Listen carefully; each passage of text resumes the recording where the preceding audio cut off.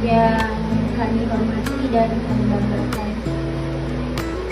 Pertama-tama marilah kita panjatkan puji dan syukur kita terhadap Tuhan Yang Maha Esa, karena berkat Beliaulah kita bisa berkumpul pada saat ini untuk penyuluhan tentang korupsi.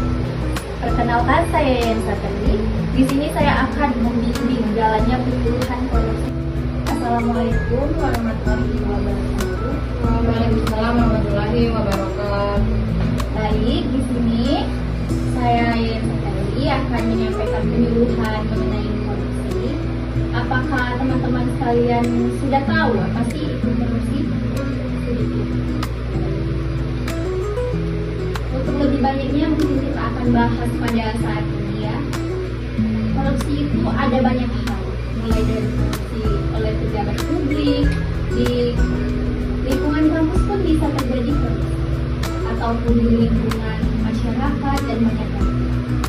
Untuk panjangnya mungkin korupsi itu adalah mengambil uang negara yang dapat merugikan segelintir masyarakat maupun pejabat-pejabat lainnya, termasuk kita sebagai masyarakat yang ada di sekitar lingkungan kampus. Apakah teman-teman di sini sudah tahu jenis-jenis korupsi dan contohnya? Belum. Baik, akan saya jelaskan. Yang pertama, jenis korupsi itu ada suap. Pastikan sudah tahu suap itu seperti apa, yaitu pemberian uang atau hadiah untuk memengaruhi keputusan seorang.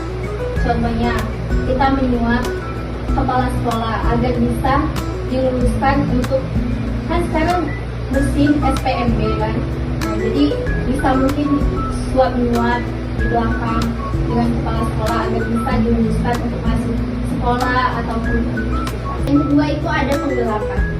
Penggelapan itu bisa mengambil atau menggunakan uang yang bukan hak. Juga itu ada gratifikasi atau pemberian hadiah yang berkaitan dengan jabatan seseorang.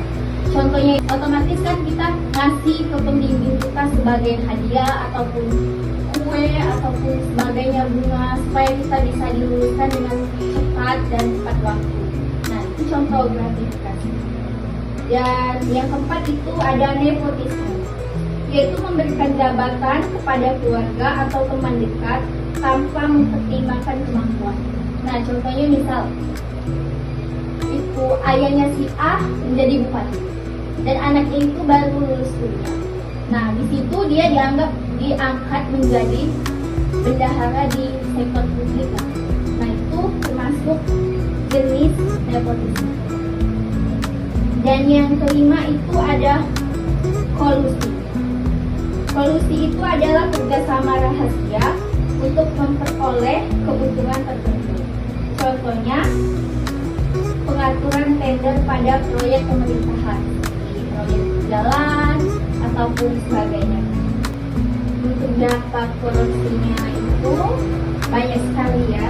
Tentu saja yang pertama ada dampak ekonomi, dampak sosial, dampak terhadap pendidikan, dan dampak terhadap kesehatan. Untuk peran kita sebagai mahasiswa dan masyarakat dalam memberantas korupsi, bisa saja mahasiswa itu dikenal sebagai agent of change atau agent perubahan, yang berarti mahasiswa memiliki kekuatan untuk membawa perubahan positif dalam masyarakat. Jadi kita sebagai mahasiswa harus menjadi agent of change untuk peran kita di dalam masyarakat, supaya kita dapat membawa perubahan positif agar korupsi itu bisa kita basi. Mungkin itu saja penyuluhan pada hari ini. Apabila ada yang ingin ditanyakan atau ingin menyampaikan sesuatu. Untuk contoh dampak sosialnya seperti apa? Dampak sosialnya itu misalnya di keluarga yang miskin, mereka itu sulit mendapatkan pendidikan yang layak dan kesehatan dan bantuan-bantuan sosial lainnya seperti PKK. Nah, kalau korupsi itu sendiri masih marak terjadi, maka masyarakat miskin itu bisa terdampak seperti tadi. Baik, apakah sudah dipahami? Sudah. Mungkin itu saja penyuluhan pada saat ini. Saya akhiri. Wassalamualaikum warahmatullahi wabarakatuh. Waalaikumsalam warahmatullahi wabarakatuh.